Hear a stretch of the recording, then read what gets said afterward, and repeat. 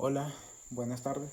De parte del Ministerio Profético Salem, una bienvenida a cada uno de nuestros visitantes. Pues quiero comenzar con una introducción. Primeramente, en esta serie de temas nosotros vamos a presentar un número de cosas, entre ellos, la naturaleza del hombre, la metodología de parábolas, la guerra de los diádocos, una comprensión sobre Hechos 27 y también algunos temas respecto a lo que es el dispensacionalismo y la lectura dispensacional, obviamente. Ahora, en el caso del día de hoy, nosotros vamos a abordar es el tema de introducción a las parábolas.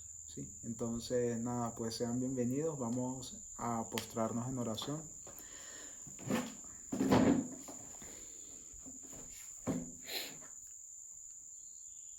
Querido bondadoso Señor, pedimos en esta tarde que tú seas quien con tu mano poderosa nos brindes el conocimiento sobre cada uno de estos temas y en la medida que nosotros pues nos vayamos familiarizando con ellos, también compartirlos con otros quienes en este momento no tienen la capacidad de discernirlos. Por favor, Dios, te pido que también ayudes a aquella multitud que ha quedado indecisa después de esta terrible separación, que tu Espíritu Santo todavía pueda seguir intercediendo en favor de ellos y que tengan la necesidad, que tú les hagas despertar la necesidad de entender esta clase de temas que son tan de vital importancia para nuestra generación. Te damos gracias por el milagro que has hecho, tanto en nuestra vida como el milagro que hiciste de haber elegido a esta generación que no debió de haber sido. Sin embargo, tú la escogiste para dar este mensaje final a este mundo que perece. Por favor, síguenos preparando para la obra que nosotros debemos de realizar de aquí a poco. Pedimos, Señor, que tú seas quien nos ayudes y que el estudio pues sea dirigido por ti también, especialmente, Señor. Gracias, te pedimos estas cosas en el nombre de Jesús. Amén.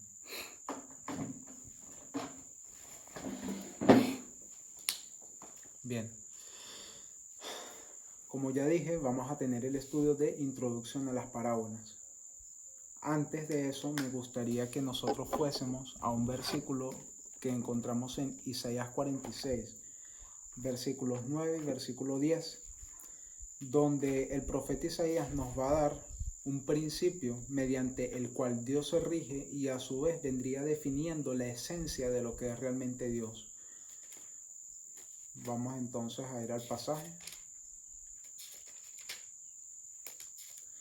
Ok, Isaías 46, versículos 9 y 10 dice: Acordaos de las cosas pasadas desde el siglo, porque yo soy Dios y no hay más Dios, y nada hay a mí semejante, que anuncio lo por venir desde el principio y desde antiguo lo que aún no era hecho, que digo, mi consejo permanecerá y haré todo lo que quisiere.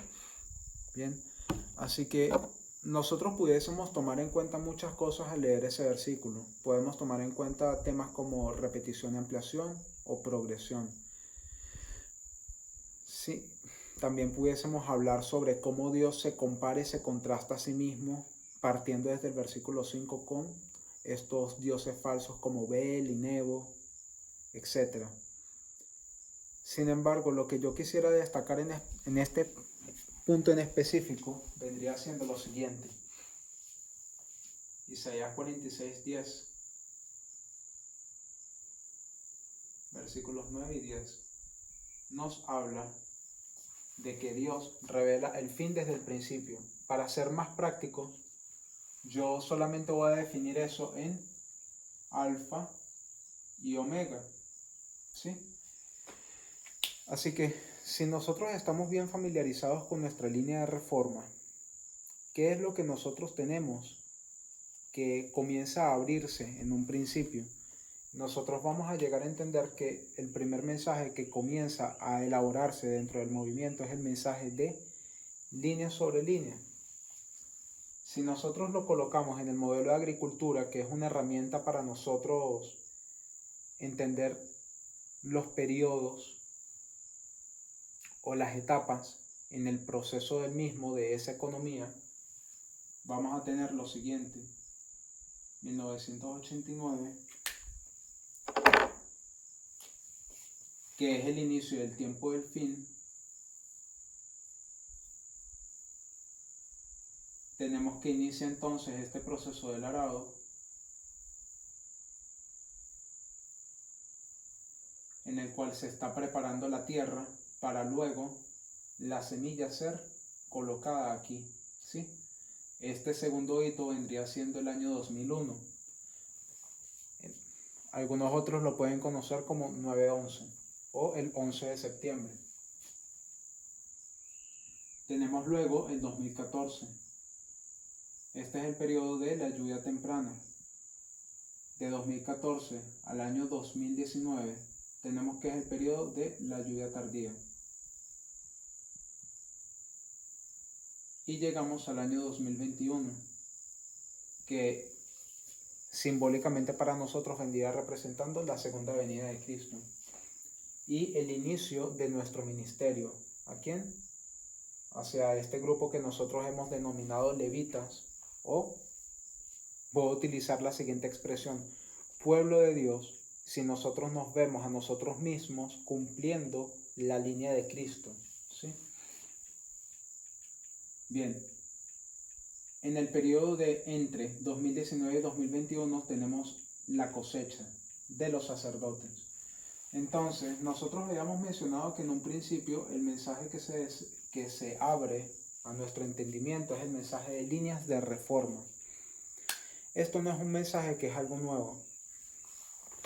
De hecho, si ustedes hacen una investigación o si ustedes están interesados en ver cómo el mundo entiende este mensaje de línea sobre línea o que la historia se repite, cómo el mundo lo entiende, nos podemos ir, por ejemplo, a autores como Stephen Hill, un teórico de las relaciones internacionales, que aborda el punto de vista de la siguiente forma.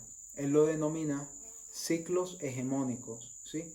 Él estudia el ascenso y la caída de las naciones y él ve que siempre existe un patrón y también existe siempre una causal de por qué esa nación cae y otra nación asciende, ¿sí? Eso por una parte.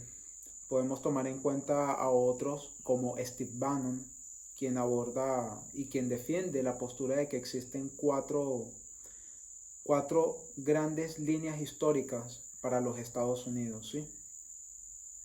Y él defiende que en este momento los Estados Unidos se encuentran en lo que él llama una guerra cultural o una guerra de ideas.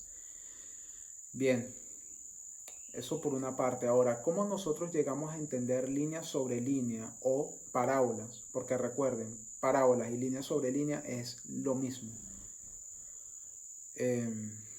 Pues nosotros llegamos a esa comprensión entre otros pasajes. Más allá del pasaje de Isaías 46, 9, 10, tomamos en cuenta Isaías 28, donde se nos dice explícitamente línea sobre línea, un poquito aquí y otro poquito allá. Ya estamos acostumbrados a ese término. O al capítulo 12 de Mensajes Selectos tomo 2, donde se nos habla de los 3 ángeles y el otro ángel, donde se nos habla sobre siendo el cumplimiento de la profecía, una serie de eventos históricos que se cumplen en su debido orden, ¿sí? Esa es la página 102, si no me equivoco. Ok. Tenemos entonces que la primera comprensión que nosotros llegamos a entender en este movimiento fue el de línea sobre línea. Si nosotros nos basamos en la premisa que ya nosotros hicimos, que Dios revela el fin desde el principio o que Él revela el omega, el fin, desde el principio alfa, vamos a entender lo siguiente: de que el mensaje principalmente se debe basar en ¿qué? Líneas de reforma. Ahora, ¿por qué? ¿Por qué tienen que ser líneas de reforma? Pues fíjense, es algo vendría siendo algo evidente el hecho de que nosotros nos tenemos que familiarizar cada vez más con esta metodología de parábolas. ¿Por qué? Principalmente, Cristo hablaba cómo. Si nosotros vamos a Mateo 13, se nos dice explícitamente que sin parábolas no hablaba, ¿sí? Así que eso es una de las características de Cristo. Obvio, siendo Dios, Él tiene que hablar como mediante parábolas. Ya luego vamos a definir lo que es una parábola en sí. Pero quiero que meditemos en lo siguiente. Si nosotros estamos cumpliendo el rol de Cristo en la tierra, llevando el último mensaje de advertencia al mundo, primeramente a la iglesia, luego al mundo, nosotros cómo le vamos a hablar a la iglesia o lo que denominamos siendo el pueblo de Dios, los levitas, ¿de qué forma? Tiene que ser a través de parábolas, ¿sí? Bien, y tenemos que continuar en esa misma línea hasta la segunda venida. El mensaje hacia los netineos también tiene que ser un mensaje dado a través de parábolas, ¿sí? Eso por una parte. Por la otra, es un aspecto más metodológico. ¿Cómo nosotros vamos a aproximarnos a la Biblia si nosotros entendemos que ese es un documento que en su intención original no fue escrito para nosotros? Pues veremos más adelante que una de las propiedades de las parábolas es ilustrar lo espiritual mediante las cosas naturales. Es decir, la Biblia hoy para nosotros, siendo un documento, bueno, la Biblia y el espíritu de profecía, de hecho, siendo un documento escrito solo para su generación y que tiene una aplicación especial para nuestro tiempo, debemos de abordarlo mediante esta metodología, que lo único que nos va a dar como resultado es ver cosas o verdades espirituales a través de estas historias naturales explicadas en la Biblia, ¿sí? ¿Ok? Entonces, quisiera que utilizáramos esa regla de la primera mención para definir lo que es una parábola en sí misma.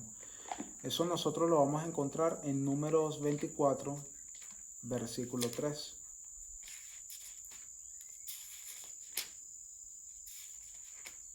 Números 24, versículo 3 nos dice: entonces tomó su parábola y dijo Balaam, hijo de Beor, y dijo el varón de ojos abiertos, etc.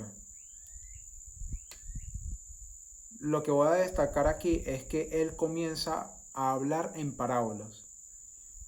Pero si nosotros nos vamos al versículo 17, él va a profetizar sobre una cierta estrella de Jacob. Esa estrella de Jacob, en su intención original, no se está refiriendo a Cristo, sino que se está refiriendo a un personaje en la historia que va a destruir a todos los enemigos alrededor de Israel y va a terminar de consolidar el reino. Yo voy a sugerir que ese es David. Y en una cierta aplicación espiritual vendría siendo Cristo, que es del linaje de David, obvio. Ahora, ¿a qué es a lo que yo quiero llevar esto? En Números 24:3 se nos habla de que Balaam refirió una parábola, ¿sí? Pero esa parábola en sí, según el contexto, como está escrito y según el mensaje que él quiere llevar, esa parábola en específico es una profecía que nos habla de un rey que va a destruir los enemigos alrededor de Israel y va a consolidar ese reino. Entonces tenemos que en Números 24, versículo 3, una parábola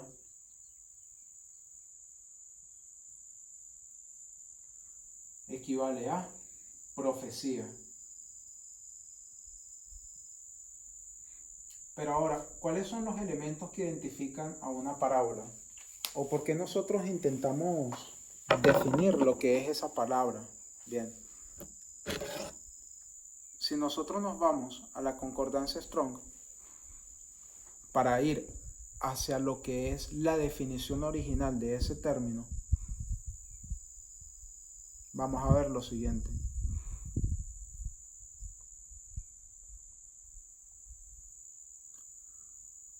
Esta vez vamos a utilizar la primera vez que se utiliza la palabra parábolas en el Nuevo Testamento. Ya nosotros vimos en el Antiguo Testamento que la intención original de parábola es profecía, ¿sí? Ahora, en Mateo 13, versículo 3, va a comenzar a hablar por primera vez de ese término, parábolas, y nos dice que Jesús no hablaba sin parábolas, o sea, durante todo su ministerio él solamente lo que hizo fue parabolear. Ahora, en el griego esa palabra es G3850.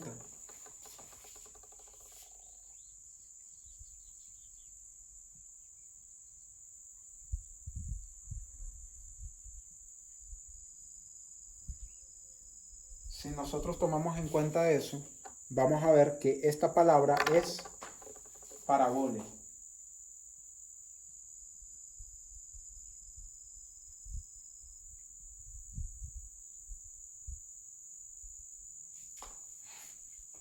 Y nos va a decir lo siguiente: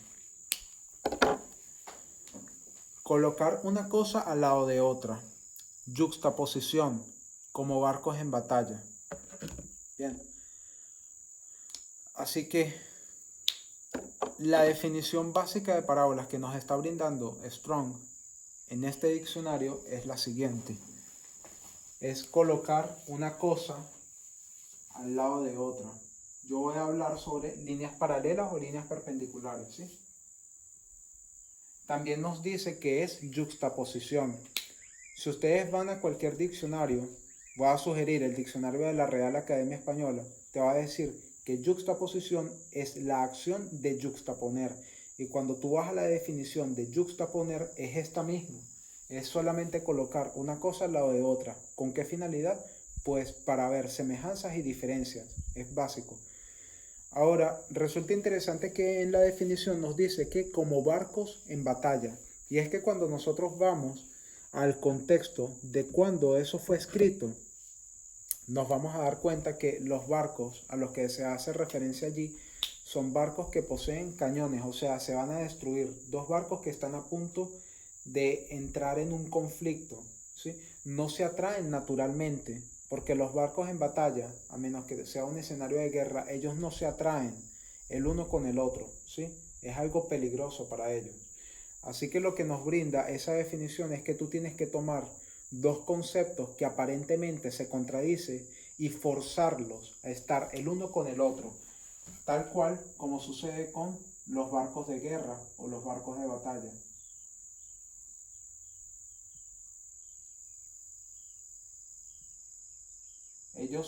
Tú tienes que forzar a que ellos lleguen a encontrarse, porque de una forma natural ese escenario no ocurre, ¿ya? Así que requiere, según esta definición, de una estrategia bien elaborada para comenzar a hablar en términos de parábolas. También sigue diciendo, una comparación de una cosa con otra, semejanzas, similitudes, ¿sí? ¿Ok?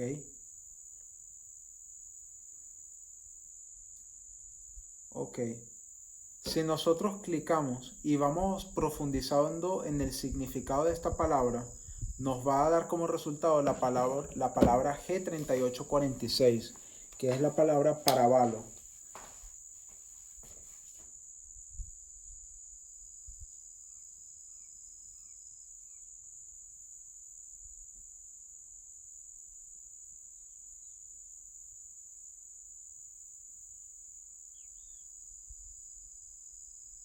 ¿Ok? ¿Y qué es a lo que hace referencia esa palabra? Dice, arrojar delante o simplemente colocar o dejar, ¿sí? Colocar una cosa al lado de la otra, con la finalidad de comparar, ver similitudes. Básicamente la misma definición que nosotros acabamos de leer. Ahora, esa palabra parabalo se divide a su vez en dos. Es una palabra compuesta.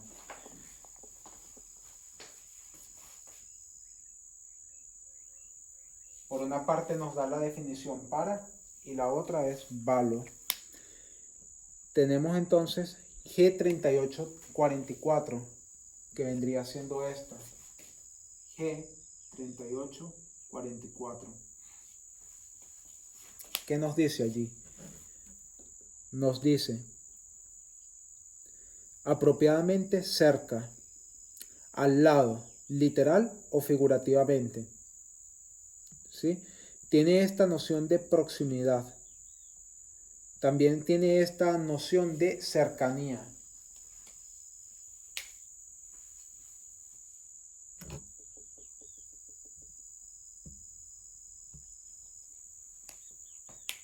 La siguiente palabra es G906, que es Valo.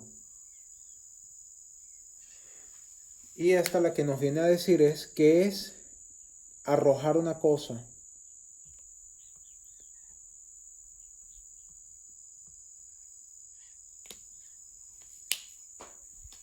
¿Okay? Así que tomando en cuenta toda esta definición, nosotros podemos llegar a asumir que, o ilustrarlo de la siguiente forma. Una persona toma un balón o una pelota y la arroja. ¿Al lado de qué? Al lado de, digamos, un árbol. Y el propósito de ello, de esa acción, es comparar y contrastar. Es básicamente eso, ¿sí?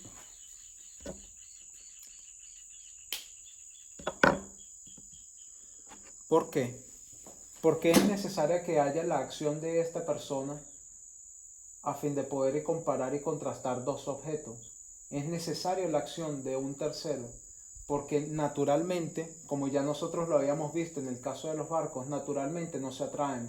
Por eso es que la noción de parábolas nos sugiere de que debemos de arrojar algo, ¿sí? Requiere de una acción, requiere de una estrategia, porque no es algo que resulta de una forma natural. O sea, eso nosotros lo vemos de una forma bastante bien ilustrada en las parábolas que Jesús comenzaba a hablar. Por ejemplo, la levadura, el grano de mostaza. ¿Cómo eso nosotros lo podemos comparar con el cielo? Solamente mediante una acción, esforzando estos dos conceptos, terrenales y celestiales. Tienes que llevarlos al punto de colocar las cosas en paralelo, ver semejanzas y ver diferencias. En eso básicamente se trata la metodología de parábolas. Pero al menos en el caso de aquellas personas que se retiraron del movimiento, ellos no pudieron ver luz en esto, porque para ellos eso es algo muy inusual. O sea, ¿cómo tú vas a, por ejemplo, tomar la historia de Daniel, que no tiene nada que ver con nosotros, dirían ellos, y tú la vas a traer hacia nuestra generación, ¿sí? De una forma tan bien elaborada, o sea, Daniel representando a la última generación y al mismo tiempo representando a los que saben leer y a los que no saben leer, etc. Eso solamente lo puede hacer es esa acción que está haciendo el profesor o el maestro en ese momento. Está forzando conceptos que parecen distantes, los une y a través de eso él ya puede llegar a comparar y contrastar y dar una serie de resultados en su estudio, ¿sí? Entonces ese era un punto que queríamos abordar, la definición de parábolas. Ahora quisiera que fuéramos a Palabras de vida del Gran Maestro en el primer capítulo.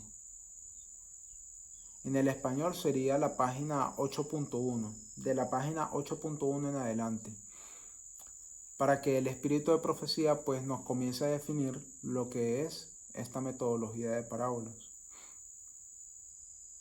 o lo que es una parábola en sí, más allá del significado que nos brinda la concordancia Strong. Ahora, primer párrafo del capítulo 1, y espero que también pudiésemos llegar al párrafo 2, pero principalmente el primer capítulo, el primer párrafo, perdón,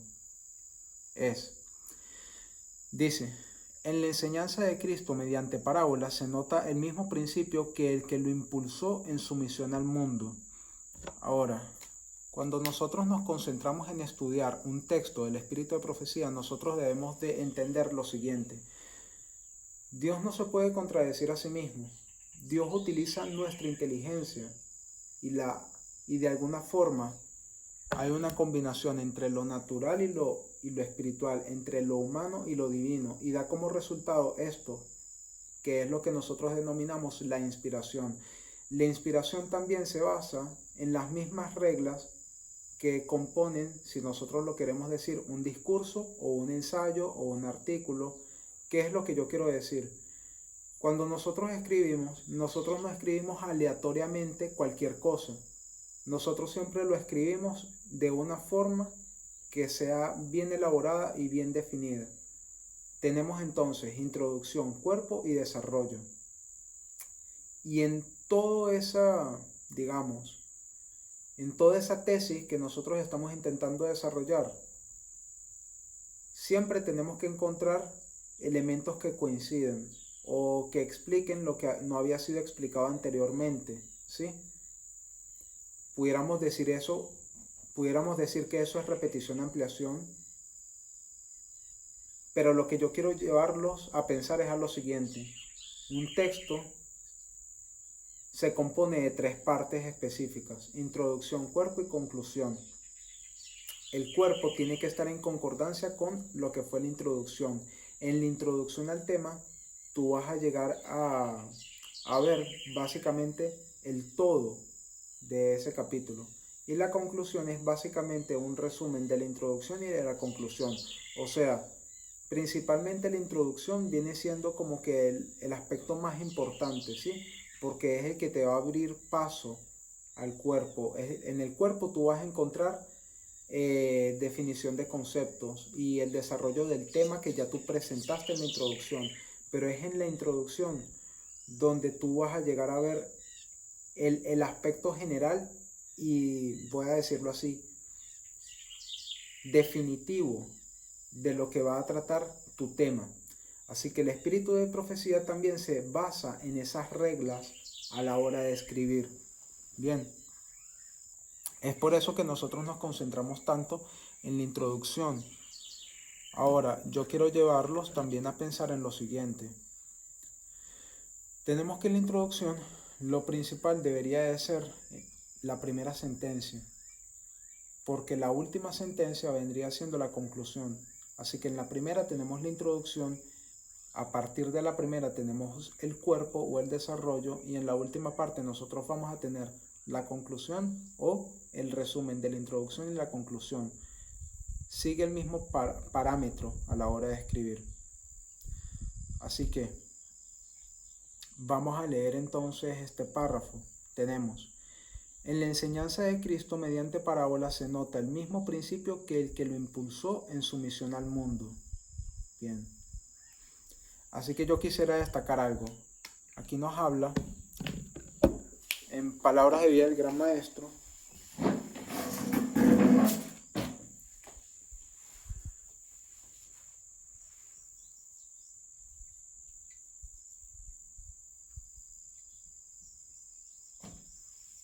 se nos habla que hay un principio. Perdón.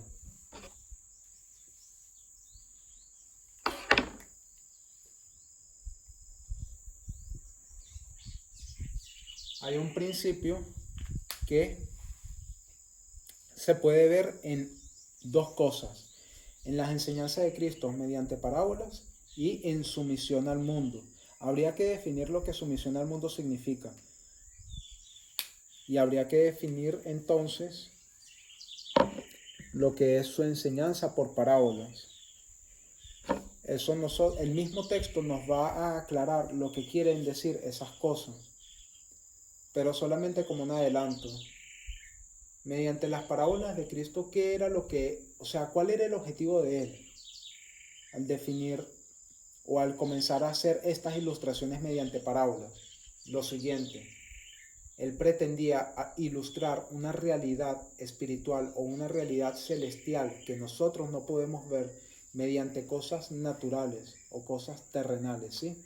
Él va a forzar los conceptos que nosotros, en los cuales nosotros nos manejamos en la tierra, y los va a llevar a comparar a cosas celestiales para que nuestra mente entonces pueda trabajar y meditar sobre ello.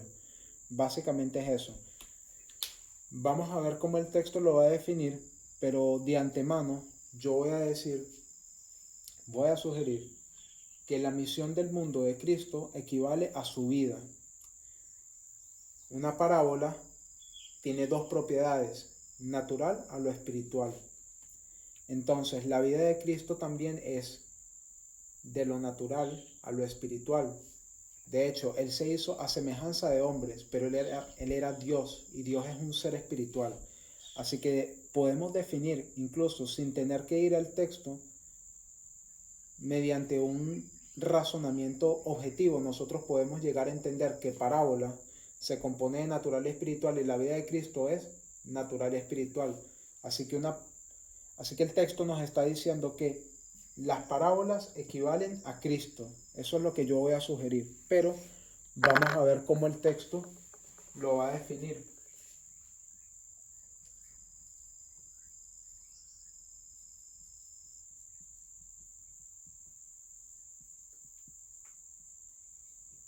¿Ya?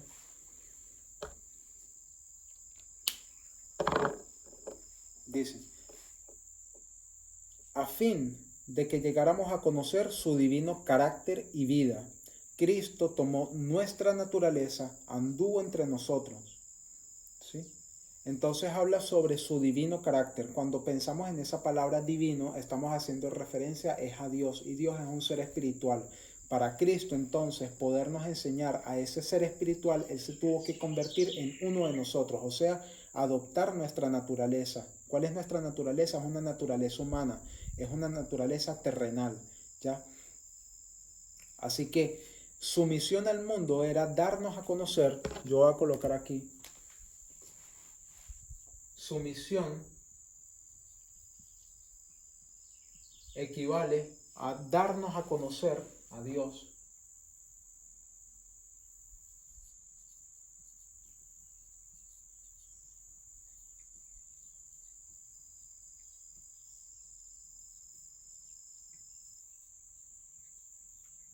Y Dios, nosotros entendemos que es un ser espiritual. Si ustedes quieren entonces una prueba de eso, nosotros podemos ir a la historia de la mujer samaritana en Juan 4. ¿Y qué es lo que le dice?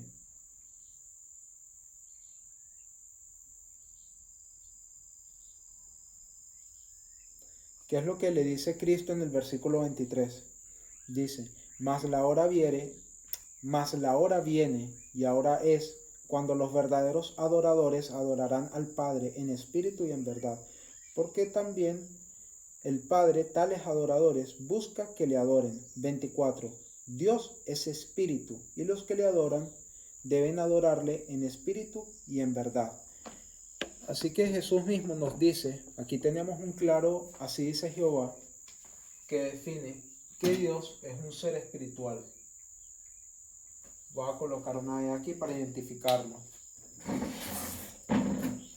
Y la misión de Cristo es darnos a conocer a este ser espiritual, que es Dios. ¿Cómo? Adoptando nuestra naturaleza. Así que vemos que las propiedades de la parábola se cumplen en su vida, lo que yo voy a llamar misión.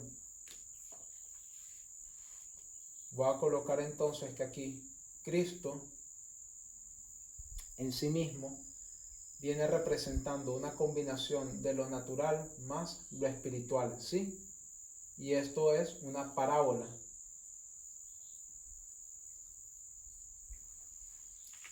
Y es por esa razón que yo digo y estoy sugiriendo que Cristo es igual a una parábola, y una parábola es igual a Cristo. Tienen las mismas propiedades y funcionan de la misma forma. Tienen el mismo objetivo, de hecho. ¿Ok? Sigue diciendo: la divinidad se reveló en la humanidad. Vamos a ver esta serie de comparaciones. Asumimos entonces como premisa que el texto nos va a hablar ahora de ciertos elementos de tipo de orden natural y de orden espiritual. Nos está hablando, siguiendo en la misma línea de pensamiento, hablando sobre su misión al mundo, comienza a decir, Cristo dice que la divinidad, voy a colocarlo aquí en el orden espiritual,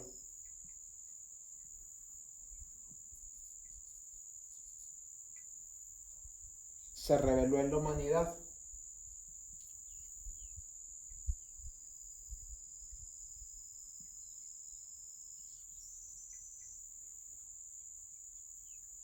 La gloria invisible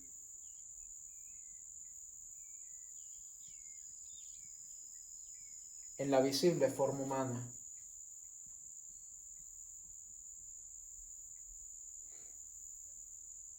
Los hombres podían aprender de lo desconocido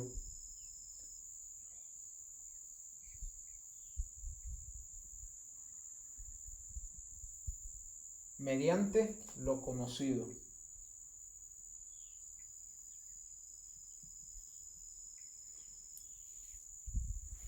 Las cosas celestiales eran reveladas por medio de las cosas terrenales. Dios se manifestó a semejanza de hombres, así que celestiales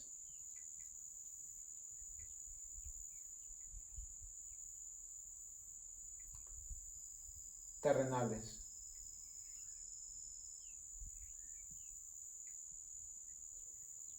Dios, hombres.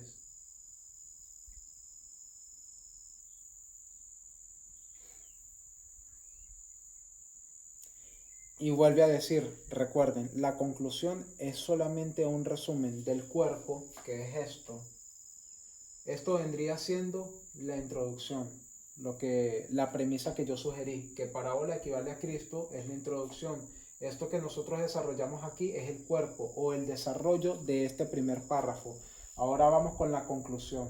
La conclusión debería de ser igual o ir en el mismo orden de ideas que lo anterior. ¿Por qué? Porque Dios es un Dios de orden y dice que el espíritu de los profetas se sujete a los profetas, o sea, de que no existe contradicción cuando nosotros hacemos referencia a lo que es la palabra inspirada de un profeta. En este caso, la palabra inspirada del profeta nos es dada a través de escritos. ¿Sí? Ahora, dice lo siguiente. Tal ocurría con las enseñanzas de Cristo. ¿Cómo comenzó ella el párrafo? Ella comenzó hablando sobre las enseñanzas de Cristo. Tal ocurría en las enseñanzas de Cristo. Lo desconocido era ilustrado por lo conocido. Las verdades divinas por las cosas terrenas con las cuales la gente se hallaba familiarizada. Está siguiendo el mismo orden de ideas entonces. La misión de Cristo equivale a parábolas, ¿ya? Y su misión es su vida. Él se hizo a semejanza de hombres, siendo Dios. Eso es lo que básicamente nos quiere llevar a pensar estos textos, ¿ya? Ahora nos vamos al segundo párrafo. Y el segundo párrafo nos brinda una información importante. A mí me gusta cuando se hace uso de esta cita, Mateo 13, 34 al 35, cuando dice, la escritura dice, todo esto habló Jesús por parábolas, para que se cumpliese lo que fue dicho por el profeta que dijo, abriré en parábolas mi boca, rebosaré cosas escondidas desde la fundación del mundo. Cuando nosotros pensamos en la definición de la fundación del mundo o en qué periodo de tiempo ocurrió esa fundación del mundo, podemos entonces llegar a hablar sobre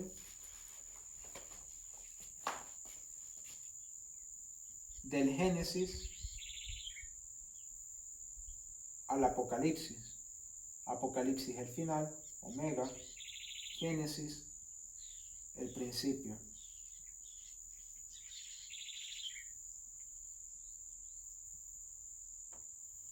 ¿Ya? Entonces, Dios revela cosas que están ocultas desde el principio y Él las está revelando en tiempo presente, pero son cosas que aún no se cumplen, son cosas que van a tener su cumplimiento perfecto es aquí. Así que nosotros podemos definir eso como el hecho de que Dios revele algo desde el principio nos lleva a nosotros a pensar en el mismo concepto que entendemos en Isaías 46, 9 y 10. Es lo mismo. Podemos decir que esto es una progresión porque estamos abarcando toda la historia de la línea del conflicto de los siglos, es decir, desde el principio, desde la caída hasta el final, el fin del pecado, pero también lo podemos ver como un conjunto de periodos históricos en los cuales Dios cumple con este mismo patrón. O sea, en ese nivel nosotros podemos comenzar entonces a hablar sobre repetición y ampliación. Dentro de esta gran línea, que es el gran conflicto, tenemos varios segmentos o varios pedazos de historia. Podemos hablar sobre la historia de Moisés, la historia de Cristo, la historia de los mileritas y nuestra línea. Las 4 líneas de reforma básicas y las más importantes para nosotros entender al día de hoy. ¿Sí? Vendría siendo básicamente ese el entendimiento de esa primera parte del segundo párrafo. Dice, las cosas naturales eran el vehículo de las espirituales. Las cosas de la naturaleza y de la vida de sus oyentes eran relacionadas con las verdades de la palabra escrita. ¿Ya? Así que aquí lo que se nos dice es que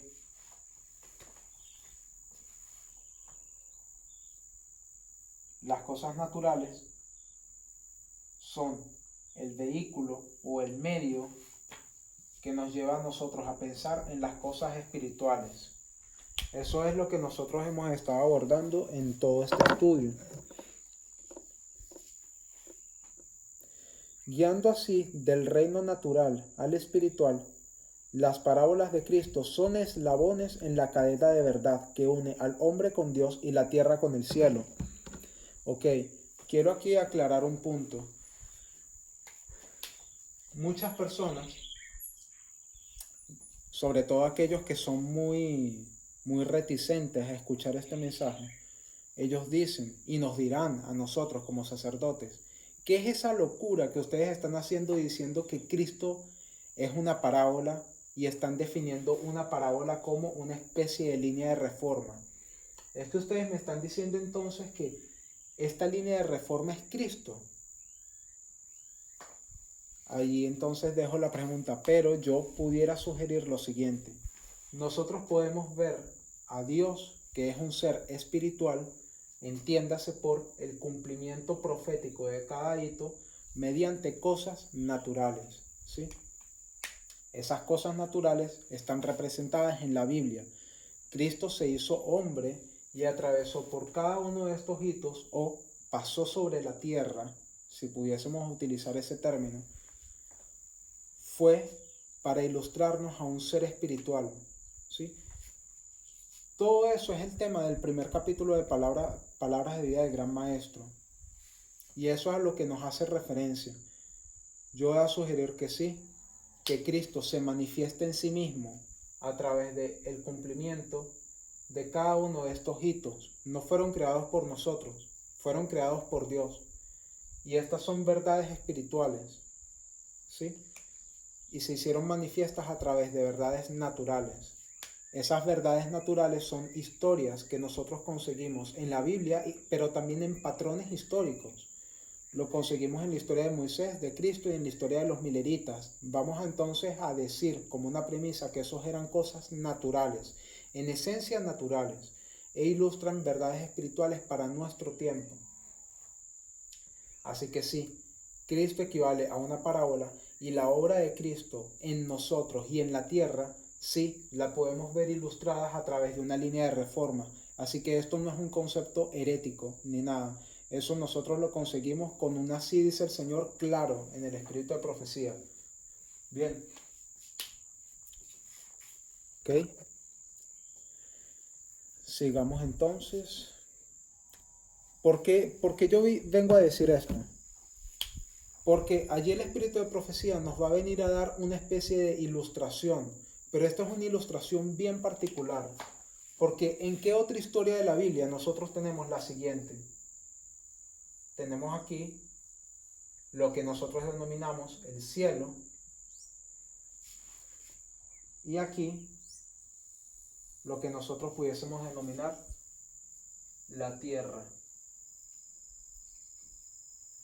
Y al mismo tiempo hay un eslabón, le llama ella, un eslabón en la cadena de verdades.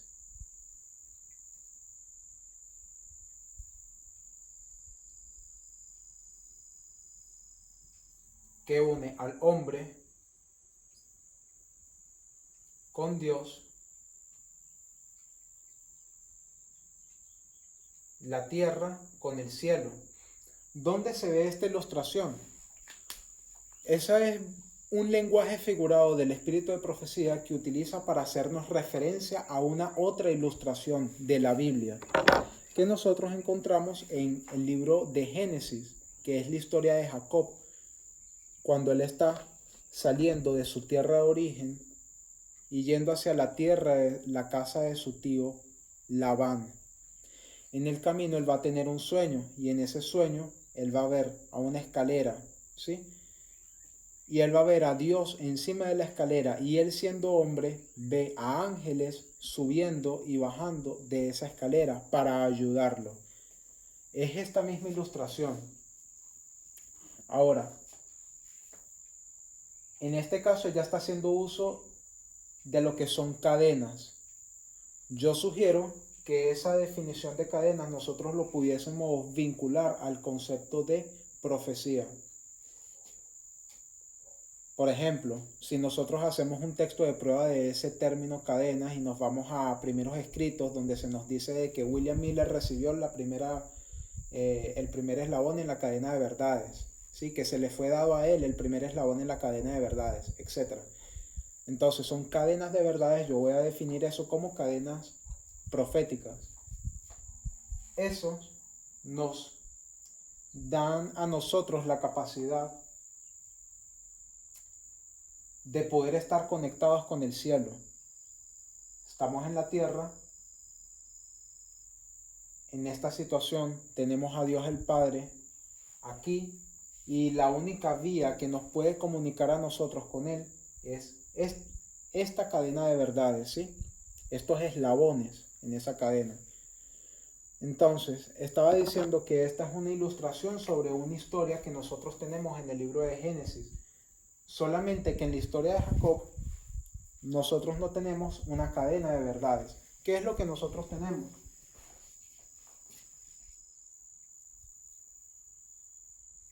Son escaleras. Y las escaleras tienen niveles que tú tienes que ir pisando para poderte acercar más al cielo.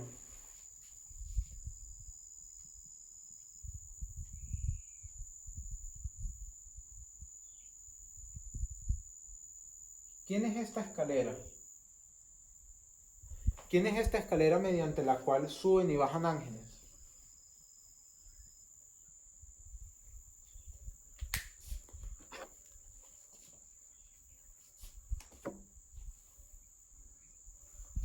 Pues el mismo Cristo nos lo define en los siguientes términos y nos dice en Juan 1, versículo 51.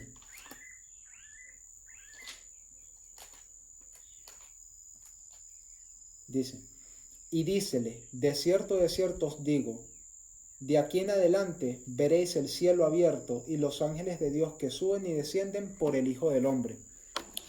O sea, y Cristo está haciendo una ilustración sobre el sueño de Jacob, porque, otra vez repito, no existe otra ilustración en la Biblia donde nosotros veamos al cielo y la tierra conectados, solamente en este pasaje que nos da el espíritu de profecía y este otro que nos brinda la Biblia a través de la historia de Jacob. En esta es Cristo, y en esta el espíritu de profecía nos lo define como parábolas.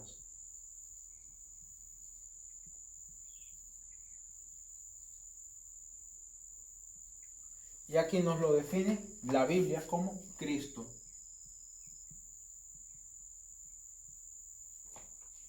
¿Son conceptos contradictorios? No.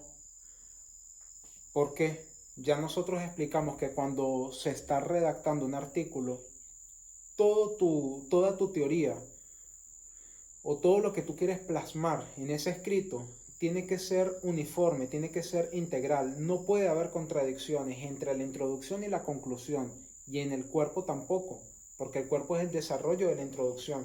Así que ella solamente está siguiendo la misma línea de pensamiento y nos está dando una otra ilustración para entender que Cristo equivale a parábolas. Y es que Dios, si vamos a regresar un poco a lo que es el primer pasaje que nosotros leímos. Y es que Dios se manifiesta a sí mismo y hace notorio su poder. Y su esencia de Dios es en esto, ¿sí?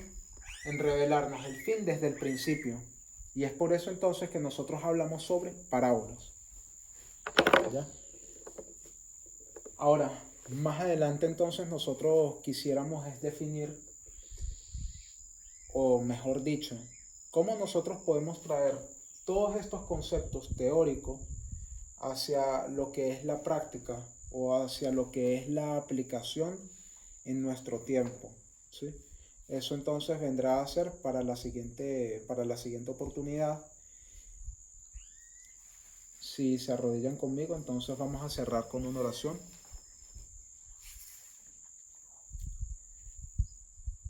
Querido bondadoso Señor, muchas gracias por la forma en cómo tú nos has dirigido y también muchas gracias porque nosotros podemos ver a través del cumplimiento de ciertos eventos históricos tu mano allí, cómo tu mano poderosa pues nos está guiando hacia el final de los eventos de la tierra.